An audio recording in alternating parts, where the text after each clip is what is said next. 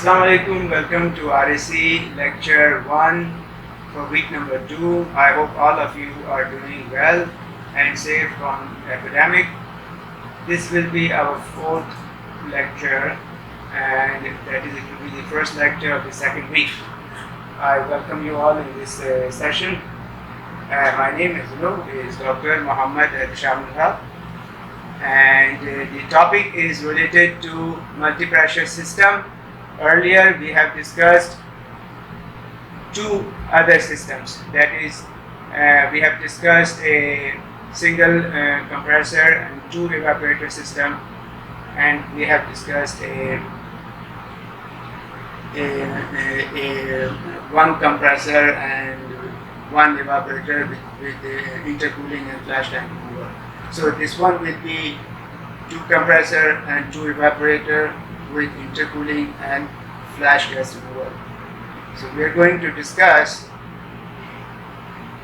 the energy balance equation for this one, and we look at the schematic diagram of it and the process diagram of it, and then do the mass balance and the energy balance for it, and then solve the example numerical for it. So let's get started on this one.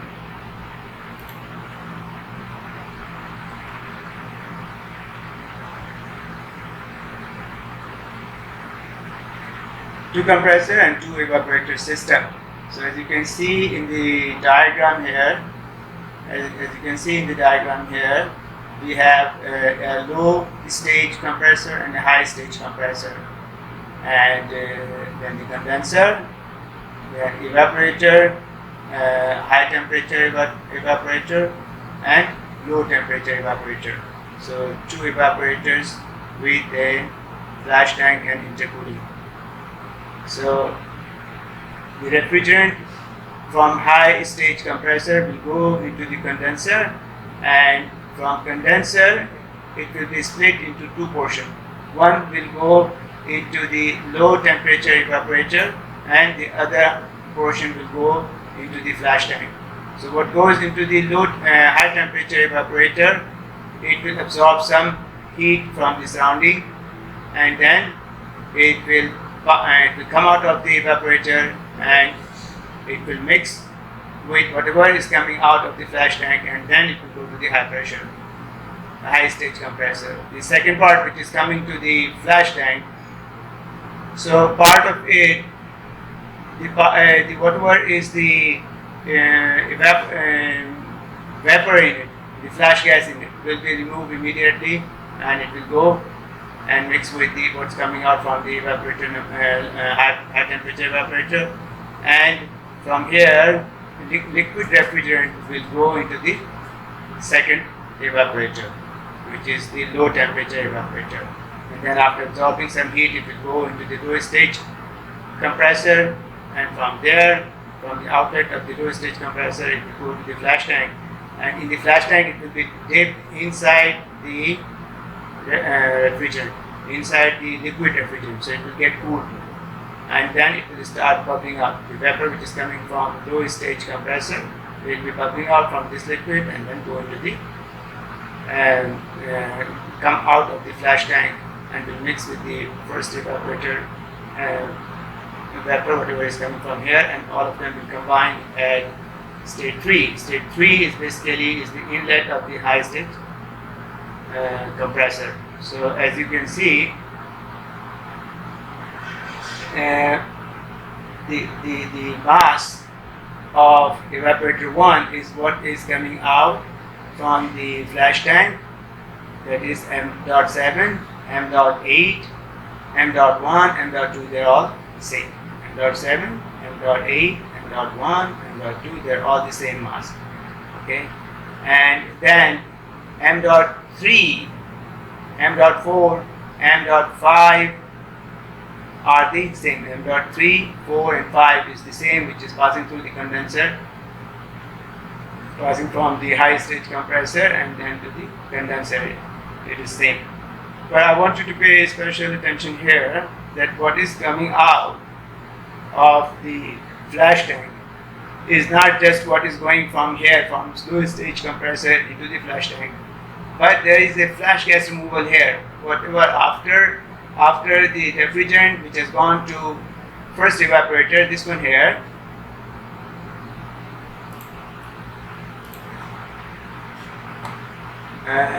this is the evaporator here, okay.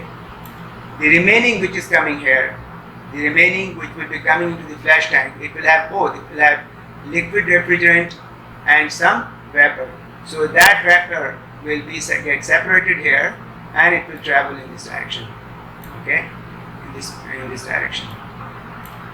And so it will get mixed after the remaining of the liquid when it comes from the outlet of the flash tank and goes to the low temperature evaporator, then to the low stage compressor, and then from the outlet of that it will dip inside the liquid refrigerant, and then it will go to this same, it will get mixed with this one. Okay, so what is coming out from here is not just what is going from low stage compressor, but some flash gas also. That's what I want to emphasize. It has both. It has the vapor, saturated vapor, you can say that, which is coming from low stage compressor, and the flash gas which got removed. Both of them will enter here. So we are going to mark it as M.1 this one, and M.2 this one, and M.3.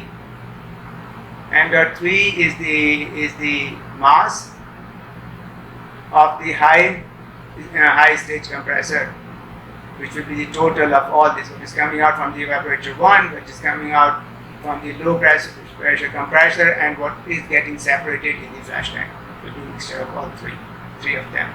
So note that M.5 is split up into two streams, one to the high temperature evaporator and the other to the intercooler and flash tank. Okay. Mass flow rate handled by the high pressure compressor can be obtained by performing a heat balance about the high temperature evaporator and intercooler. So if we want to find out what is this mass which will be handled by the high pressure evaporator, this mass, this M3. So to get this M3, we have to do an energy balance about the flash tank and the first evaporator. These two, we have to make an energy balance between these two. I have the bigger diagram here. This is the first evaporator, this is the flash tank. Both of them combined together, we consider one system. This dash line is showing that system.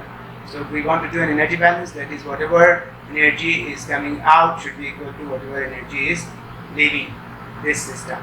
So what is coming in is this M5, which is coming into this system, and what is coming in is this M2. So M5 and M2 are coming into the system, and M3 and M7 are leaving the system. So let's look at this energy system. M.5 H5 is coming into the system from here. If these two are the system, let me see if I can delete this guy. Yes, I have it right there. I want to delete it. Yeah, delete it. Alright. So now I'm making a system around here. Considering the system is combining these two. Like this. This is the red line here is showing the complete system. Okay? So now I want to this one, this. Okay, there you go. So this is our system. So energy which is flowing in is of course with the mass. So that is M.5, or you can say M.6. No, M.5 because M.5 all will come into this system.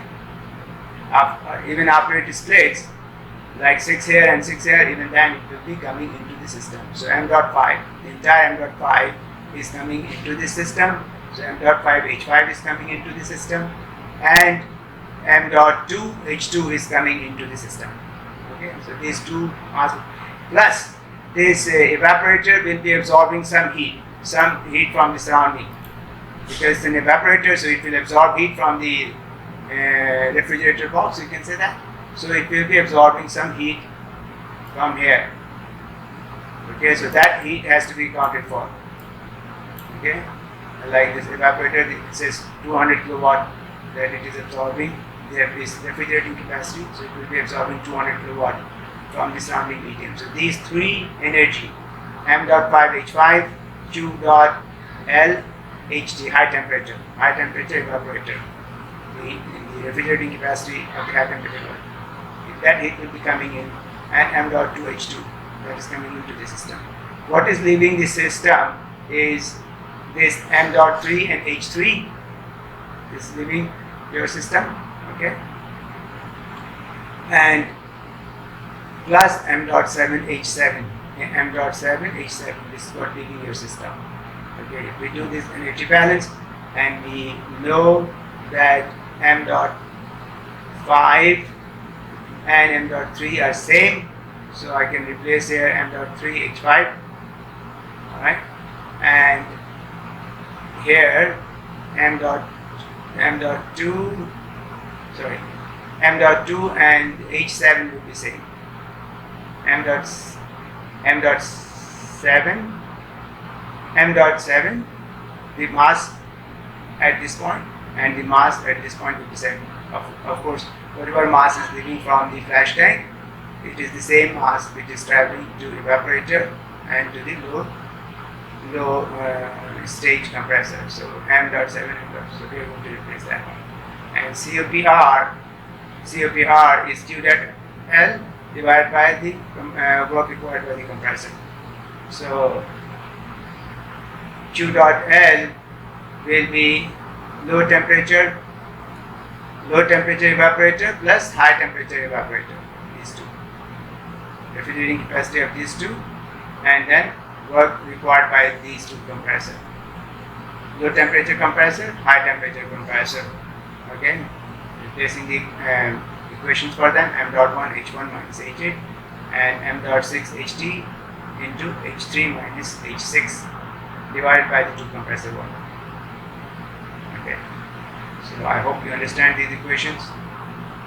The only thing you have to remember for your problem solving numerical is that in this two compressor, two evaporator situation, you have to make sure that you do an energy balance about this system.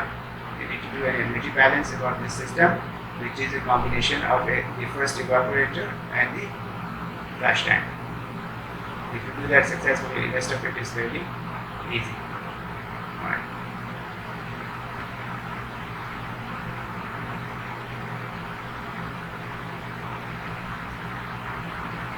So here is the example problem for this situation. So it says a two-stage ammonia system.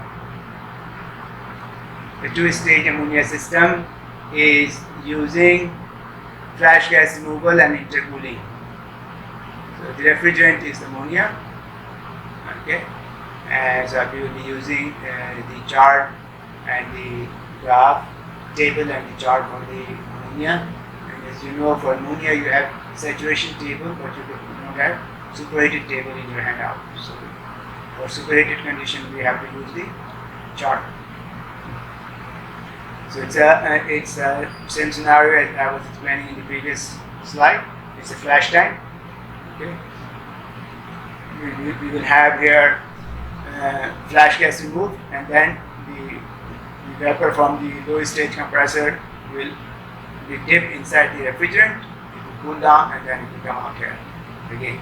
So stage 2, which is here in the superheated region, stage 2, which is in the superheated region here, it will be from here, it will be cooled down because of this, because it's going inside the refrigerant. It will come to stage 3. Okay, and then it will go to the inlet of the second compressor, high pressure compressor. Okay, after getting the second stream from the evaporator. Okay, so these two will be separate here. The condensing temperature is 35 degrees centigrade, so this condenser is working at 35 degrees centigrade.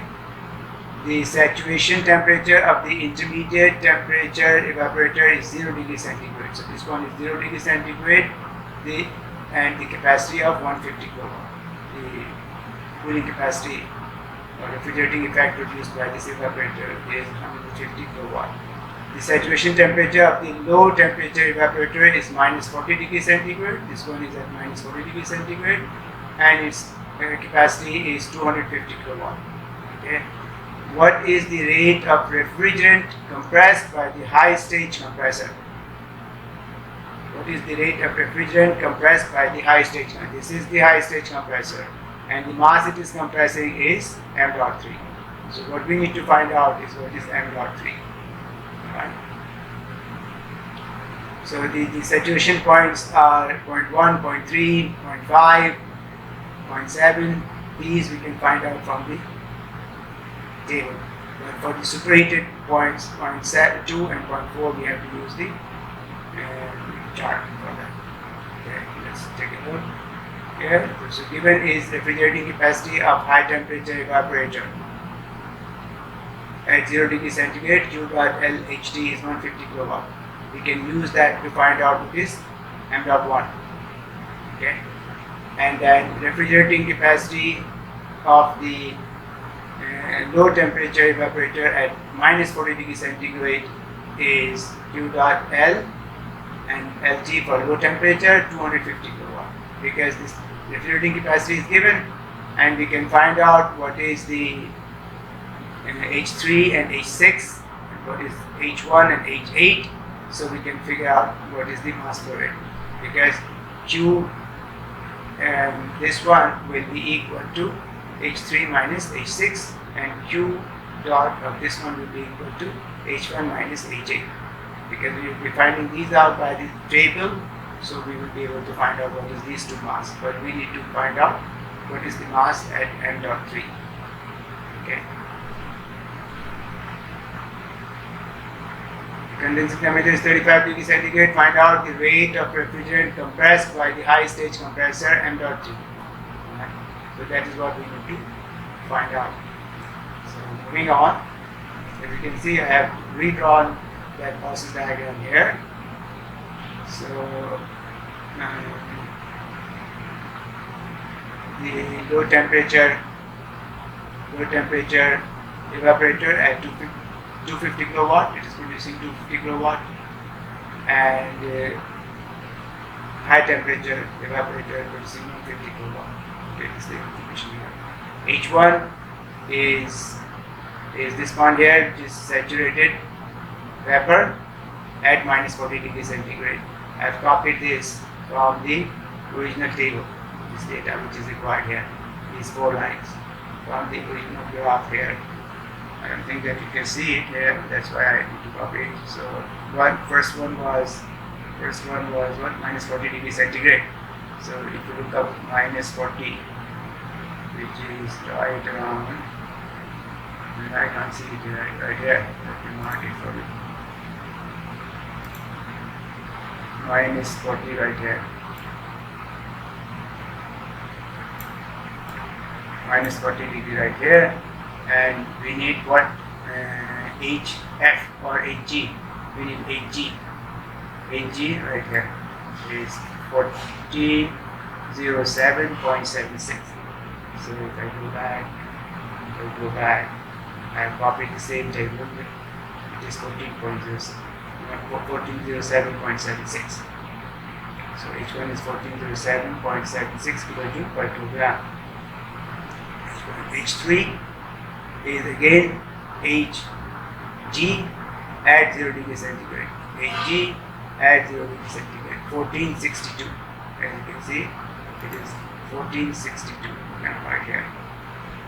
At 0 degree centigrade.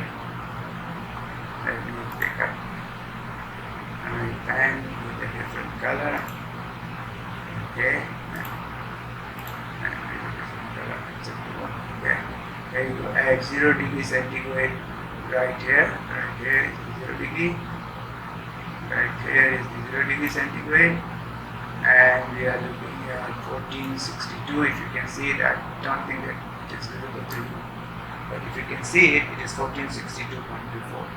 So I have copied it, made it larger here, 1462.24. So that is our H3. H3 1462.24 kilojoule per kilogram. H5 is saturated liquid at 35 degrees centigrade. Now 35 is not there in the table. Saturation table doesn't have 35. We have 34.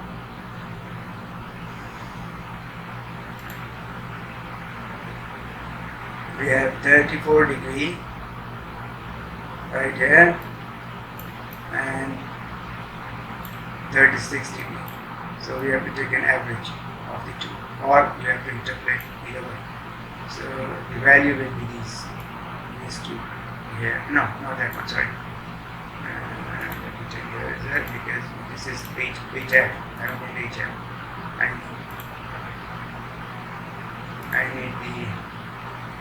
I need the HF, sorry, not HG, not HG. I need HF, which is this one, 370 and 380. Okay, that's what I need. So if you look it up, if I go back here,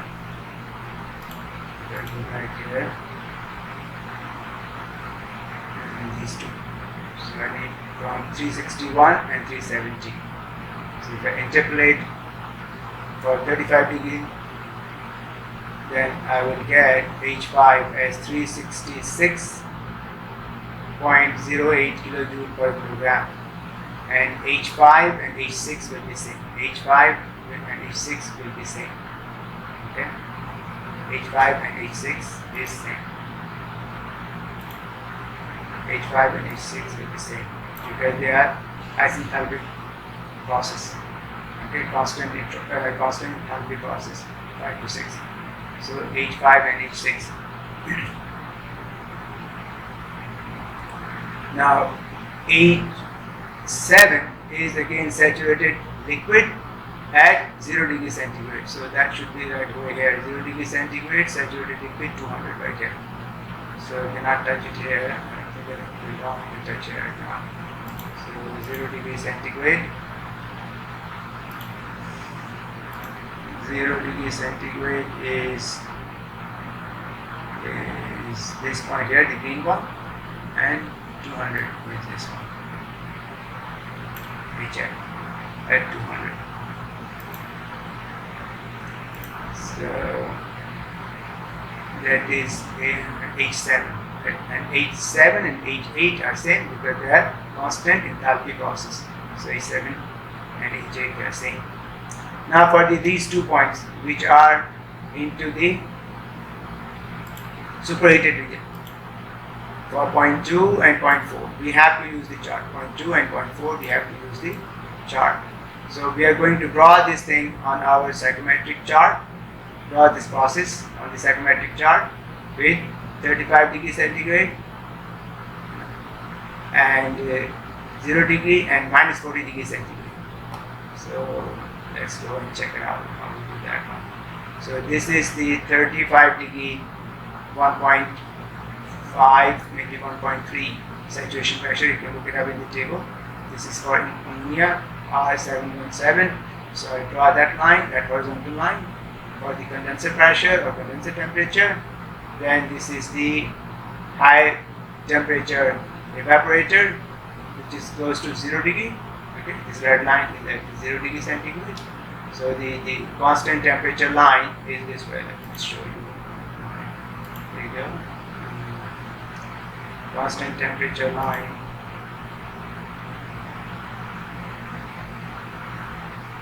Constant temperature line is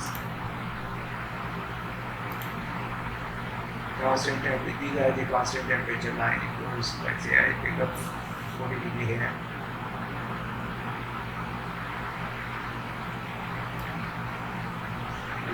So this is the constant temperature line. It goes this way and then it comes horizontal in the saturation state and then it goes in this direction like this. This is the constant temperature line. Okay.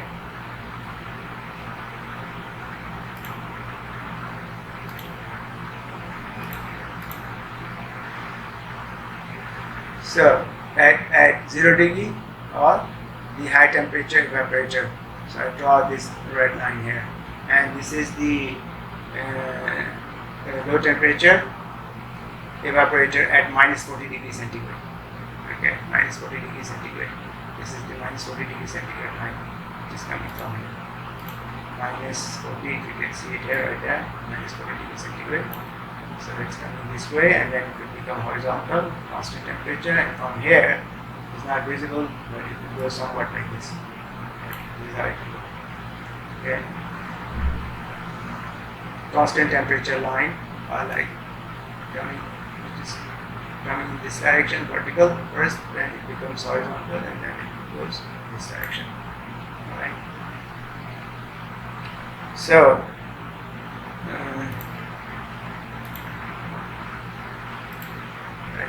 there you go. So these are the three temperature lines. So we start for state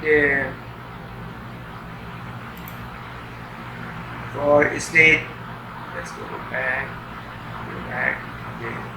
State 1 is the saturated condition at minus 40 degree, and then whatever is the entropy value here, 1 to 2 is the compression in the low pressure compressor at it's an isentropic process, so at constant entropy line. So we are going to find out where is this point 1, and then from that point 1 which is on the saturation line and this minus 40 degree line. So wherever these two cross, the saturation line and the minus 40 degree line, that is point 1. From that point we'll pick up one entropy and we will follow that entropy till we reach the 0 degree line. Okay, so let's switch it. So this is my minus 40 degree line and this is the saturation line. So point 1 is somewhere here. Point 1 is this one here. This is point 1. Yeah. Okay, this is the saturation point here. Now, if you look at the entropy value, I can see it is 6.00 is this line, and this line is 6.4. And our point 1 is somewhere in the middle of the two. So we'll draw a parallel line between these two lines, the best parallel line that you can draw. And that line, wherever it cuts your high temperature evaporator line, that will be the point 2. So this will be point 2 here. This will be point 2 here. Okay, and then if I draw a vertical line, which I have drawn it here by the dash green line, this line, and then we can read what is the enthalpy value of 2. So what I read here is H2 of 1660 kilojoule per kilogram. Okay.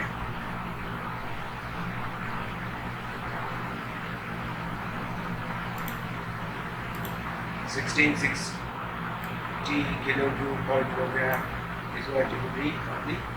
You can read from the chart. Okay, now the second one, 0.4. So point 4, we will find out what is the entropy at point 3, and then we will draw that entropy line, follow it till that 35 degree centigrade temperature line, and wherever they cross, that will be point number 4, and then we can read directly downward in this horizontal line, which is the enthalpy, and on the x-axis is the enthalpy. What is that value? That will be our H4. So as you can see,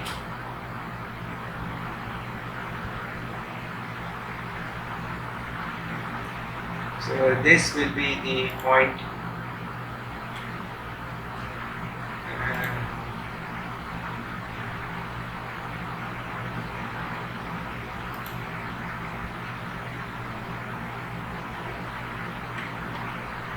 this will be our point number 3 right here, because this is the 0 degree line right here and this is the saturation curve. It crosses right at this point here. So this is where our point 3 is. From there, if you look it up, it is 5.6. The entropy is 5.6, and it is at 5.6. Approximately, it is at 5.6. So we'll extend this line from point 3 till it reaches the condenser pressure. This blue line, that will be our point 4, wherever it crosses it. So it is crossing at this point here. That is our point number 4. And from here, this orange line, orange or red line here, that is your value for enthalpy for point 4, which I read as 1600 here, just about 1600, so I will write it as 1613. M4, H4, sorry, 1613 kilojoule per kilogram. Okay, so I hope you understand how to read your chart, how to read this pressure enthalpy chart. From there, I got this 2 value. So now, as I said, because we have been given the capacity, refrigerating capacity of low temperature evaporator, this one H1 minus H8 into m dot 1, because we already know what is this value. This is 250 kilowatt. So if you replace the value, okay, I have the H1 and I have H8 and H7 are the same. So I can get m dot 1 as 0.207. Alright. Now the high temperature evaporator capacity is equal to the mass which is going into that evaporator, and then H3 minus H6, H3 minus H6. So H3 and H6 are already known. H3 and H6 is H1 already known. So I can find out what is this mass. So this is the mass which is coming from the evaporator.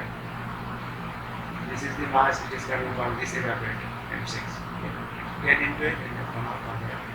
Alright. And we have found out m dot 1, which is this mass here. Okay.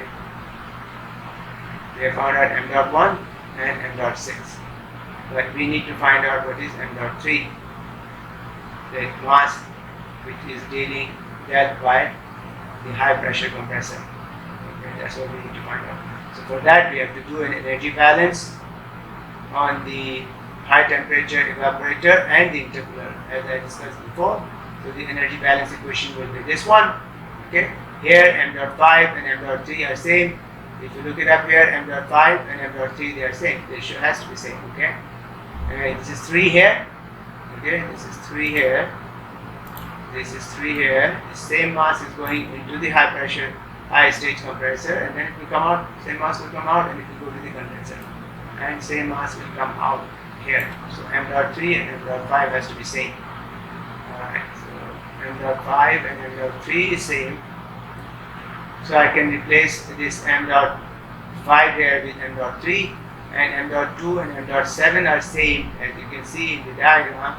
M dot 2 is this one here, m dot 2 is this one here, m dot 2 is this one here, and m dot 7 is here. So whatever mass is coming out of the flash tank, or the liquid refrigerant coming out of this flash tank, that will go into the evaporator, low temperature evaporator. From there it will pass on to the low stage compressor, and then from outlet of the low stage compressor to, so 2 and 7 are same. So I'm going to replace that. So m dot 7 will be m dot 2. M dot 2 and m dot 7 are same. These 2 points. M dot 2 and m dot 7 are same. 2 and 7 are the same mass. So we will replace that one here. So I will have only 2 mass, M3 and M2. Okay, so M3 we need to find out. Okay, we need to figure out this M3, and M2 we have calculated earlier. Yes, we did, didn't it? Because we found out what is m dot 1. M dot 1 and m dot 2 are same. M dot 1 and m dot 2 are same. These 2 are same. So once I found out what is m dot 1 is, that is equal to m dot 2. Okay, m dot 1, m dot 2, it is the mass of the low stage compressor. Okay, so if I solve, we know all the other values. If we solve it, we get m dot 3, which is 0.043 kilogram per second. That is what was required. That is the rate of refrigerant compressed by the high stage compressor. M dot 3 is equal to 0.043 kilogram per second. I hope you understand. I hope our draw this diagram and read the values. This will need some practice from your end. You have to draw it and you have to read these values. You have to equally distribute because there is a very small gap here. So you have to equally distribute. Use the scale to draw this vertical line, and then use the scale to do the equal division between 1600 to 1800. So like 1700 in the middle, and then further refine it to find out what is the value at your point of interest. So if you have any question on these numerical, be ready for it. You should know the slide number and the question. Then if you tell me, then I can give you the explanation for it and the answer for it. Have your tables and chart handout that will be printed and handed to you, so you can refer it really quick. Okay. Thank you again very much. We'll meet again in the next lecture. Thank you.